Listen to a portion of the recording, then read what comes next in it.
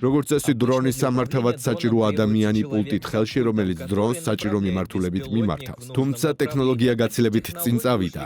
ახლა ერთ ადამიანს შეუძლია სულ მცირე 100 დრონის და სახმელეთო რობოტის მართვა, რასაც უახლესი ექსპერიმენტის მონაცემები მოწმობს, რომელიც ჩაატარა აშშ-ის თავდაცვის სამინისტროს კვლევითმა სააგენტომ DARPA-მ.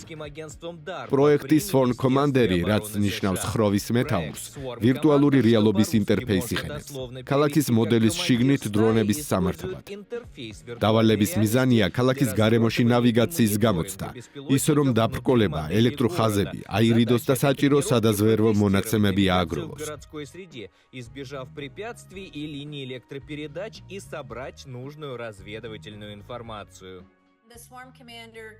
დრონების ხროვის მეთაურისთვის საჭიროა ერთ ღილაკზე თითის დაჭერა, რათა მოქმედების ტაქტიკა აღინიშნოს.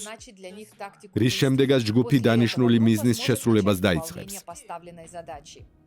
ცდის შედეგი აჩვენებს პოტენციალს როგორც სამხედროებისთვის, ისე სამოქალაქო მიზნებისთვის, მაგალითად, დრონის გაგზავნა ბუნებრივი კატასტროფის ადგილას.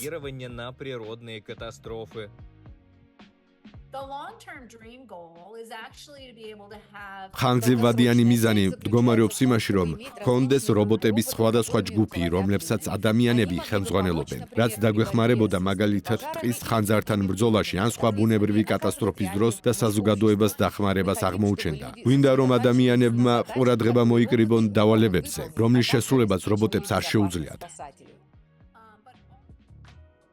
დრონის გამოყენება ასევე შეიძლება და ფაქტიურად უკვე გამოიყენება ამანათის სწრაფი მიწოდებისთვის.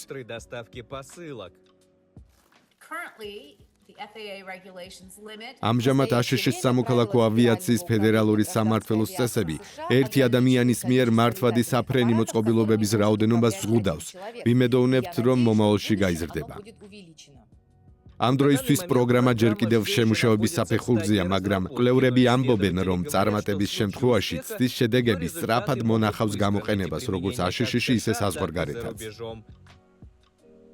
Алексей Горбачев, Джулия Таба, Сергей Дагатарь специально для программы «Детали».